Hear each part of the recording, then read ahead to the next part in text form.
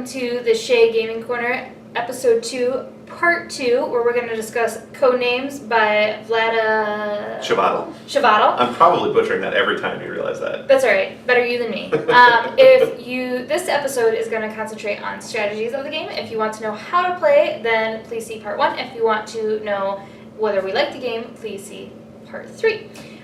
So for strategies, there are 3 basic strategies that we have found for the game. Let's hear them.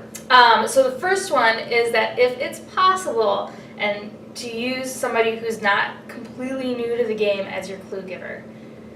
Like the first round you play. Yeah. The very first time, it's best if you're not the clue giver, if possible. Best. If possible. If you're all new, then great. Everyone have fun.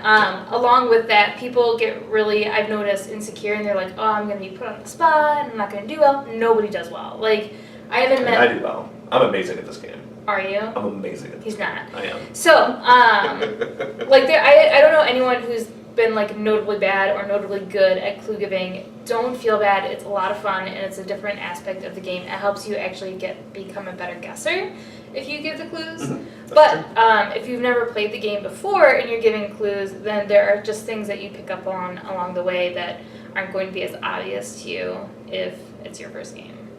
That's fair. So that's the first one. The second one is you want to try, if you're the clue giver, to get at least 2. So in episode 1, in episode 2, part 1 of this one, we had the 9, and Jeremy was trying to get you to guess both state and embassy as the clue giver. And the reason he wanted to go for 2 is because if you're not going for 2 throughout the game, then you're just going to fall behind and you're going to lose. If possible, go for 3. But you want to stick to 2 or more. And if you're each doing 1, then you're making the game really boring and easy, and that's not the point. That's true.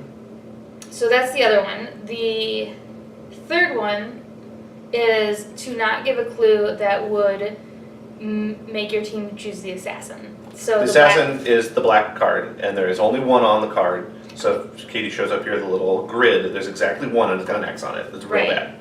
So in this particular example that we have on the grid, it isn't of the 9 that Jeremy took a picture of. I took a picture of all of them, so you can show the picture of the other ones too. So there's one that's a kid, and that's the assassin, and you don't want to have your team choose kid at all. And so you want to make sure, if you are going to say, let's say one of yours is park, which is one of the things out here. You wouldn't say amusement, because you know who loves amusement parks?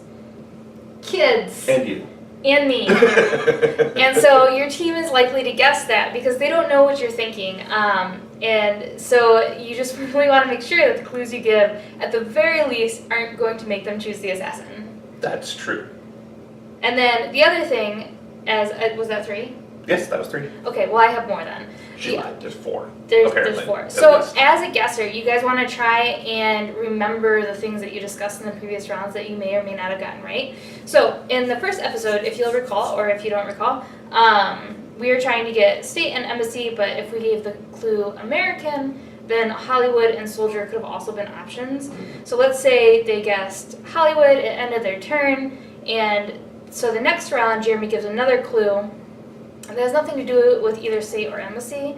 That team can go back and try and guess it again. Right. And so you want to remember that and keep that in mind and discuss it amongst your team. Yep, that's true. And there are other cards on here that maybe would have been easier combos than state and embassy. I was just trying to pick a random example on the spot. Right. And obviously that's part of the fun of the game, but just something to bear in mind. Right. So, any other strategy that you thought of as we thought about this game? I think you hit the major points that I had thought of. Yeah, and it's funny because as you walk through it and you're the clue giver, you can hear your team like go on just these wild tangents, and you're like, where did that even come from? Like, I didn't guess that at all, or whatever. But it's a lot of fun. I would.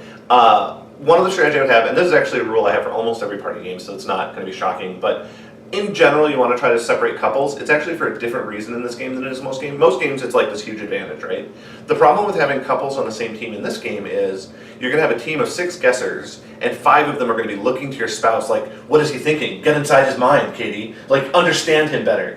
And while she might understand you better than the other 5, it kind of ruins the dynamic of the team. It kind of makes it harder to like play together. So in general, I like to split up spouses. This particular game has had some hilarious times where we've gone guys versus girls. has worked out really well in the past and done a lot of fun for everybody. It doesn't have to be guys versus girls, and you can have couples together, but in general, I think it's more fun if you split up the couples, and I think that's true for a lot of party games. Yeah, no, it's a good one. I really like it. I mean, the thing is, you're gonna know or you're not gonna know, and then you're just gonna take a wild guess. Oh, that's the other thing. If you are gonna take a wild guess, be careful because you can get the assassin or another thing. So don't just be like, well, I don't know, so I'm gonna pick Germany. Yeah, sometimes it's actually actively detrimental to pick something if you don't have a clue. I've been on team both as the clue giver and the guesser, where the clue giver thinks they have this amazing clue, or there's the clue giver that I have this amazing clue, and I'm like 3, and my team looks at the board, and they look at the board, and they look at the board, and they look at the board, and they find one, and they touch it, and they're right, and they're like, all right, great, and they look at the board, and they go,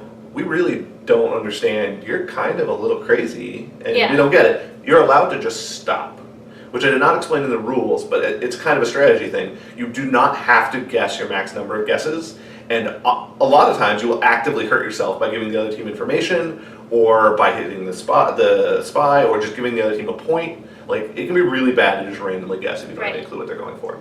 So anyway, that's the basic strategy of this game and how you do well at it. And if you have any other strategies or anything else you want to add, just let us know down in the comments below. And then also remember to like and subscribe. Thanks.